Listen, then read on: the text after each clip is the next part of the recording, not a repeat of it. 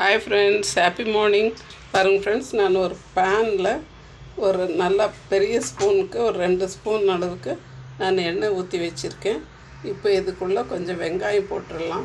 பாருங்கள் ஃப்ரெண்ட்ஸ், நான் வெங்காயம் போட்டிருக்கேன். எண்ணெய் நல்லா காஞ்சிச்சு, வெங்காயம் போட்டிருக்கேன். இந்த வெங்காயம் கொஞ்சம் வதக்கி போட்டுக்கலாம் ஃப்ரெண்ட்ஸ்.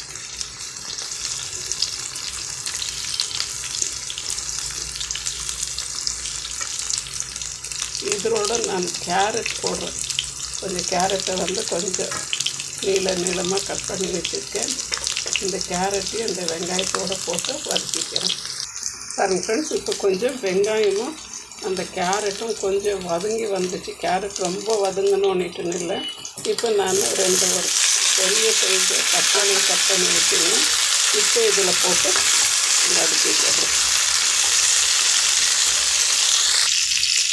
பாருங்கள் ஃப்ரெண்ட்ஸ், இதோட நான் ஒரு 4 முந்திரி பருப்பு போட்டு வதக்கிக்கிறேன். முந்திரி பருப்பு ஆப்ஷன் தான், போட்டால் வதக்கினா நல்லாயிருக்கும், இல்லைன்னாலும் பரவாயில்ல, விட்டுறலாம்.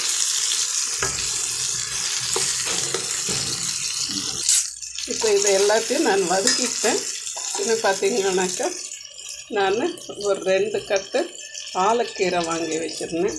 இதை கொஞ்சம் கழுவிட்டு நல்லா அதையும் கொஞ்சம் கட் பண்ணிவிட்டு இதோட சேர்த்து வதக்கிடலாம்.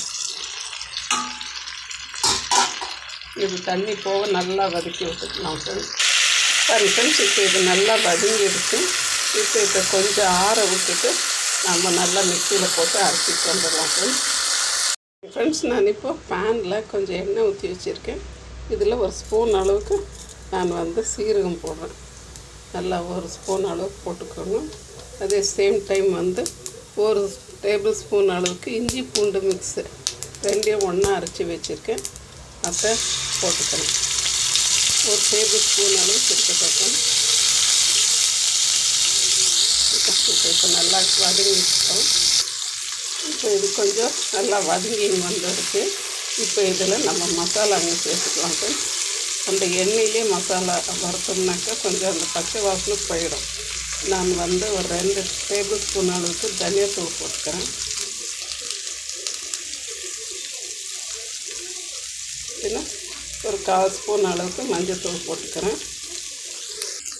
இப்போ காரத்துக்கு ஏற்றாப்புல என்னுடைய மிளகாத்தூள் கொஞ்சம் காரம் கம்மியாக இருக்கும், நீங்கள் பார்த்துக்கோங்க. நான் 2 டேபிள் ஸ்பூன் அளவுக்கு மிளகாத்தூள் சேர்த்துக்கிறேன். எல்லாத்தையும் இந்த எண்ணெயிலே கொஞ்சம் வதக்கி விட்டுறலாம் ஃப்ரெண்ட்ஸ். ஃபுல்லாக அந்த எண்ணெய் ஃபுல்லாக இது நல்லா வெந்து வந்துடும். அந்த எண்ணெய் சூடாக இருக்கிறதுனால நல்லா வெந்து வந்துடும். நீங்கள் இது ஃபுல்லாக பட்டரில் செஞ்சிங்கன்னா இன்னும் ரொம்ப டேஸ்டியாக இருக்கும் இந்த டிஷ்ஷு. இப்போ நான் அரைச்சி வச்சுருந்தேன் அந்த மசாலாவெல்லாம் இதோட சேர்த்துடுறேன். இந்த வெங்காயம் தக்காளி எல்லாம் அரைச்சி வச்சுருந்தாங்க, அது எல்லாத்தையும் சேர்த்து விட்றலாம். பாருங்கள் ஃப்ரெண்ட்ஸ், நம்மளுடைய அரைச்சி வச்ச மசாலா எல்லாம் போட்டாச்சு. இது நல்லா கிளறி விட்டுறலாம். அது ஏற்கனவே அந்த அரைச்ச மசாலா வெந்ததாக இருக்குது, வதக்கி இருக்கிறோம். இப்போ இந்த மசாலாவோடு சேர்ந்து இது வதங்கிட்டோம். பாருங்கள் ஃப்ரெண்ட்ஸ், இப்போ அந்த மசாலா நல்லா வதங்கிடுச்சு. நான் இந்த மிக்ஸி கழுவின தண்ணி இதில் ஊற்றிடுறேன். இதுக்கு நம்மளுக்கு எவ்வளோ தண்ணி வேணும்னுட்டு நம்ம பார்த்து ஊற்றிக்கலாம். இது ரொம்ப ஃபேண்டாஸ்டிக்கான ஒரு டிஷ்ஷு. இதை செஞ்சு பாருங்கள். அடிக்கடி இப்படியே செய்வீங்க நீங்கள். எல்லாத்தோடும் சூப்பராக மேட்ச் ஆகும்.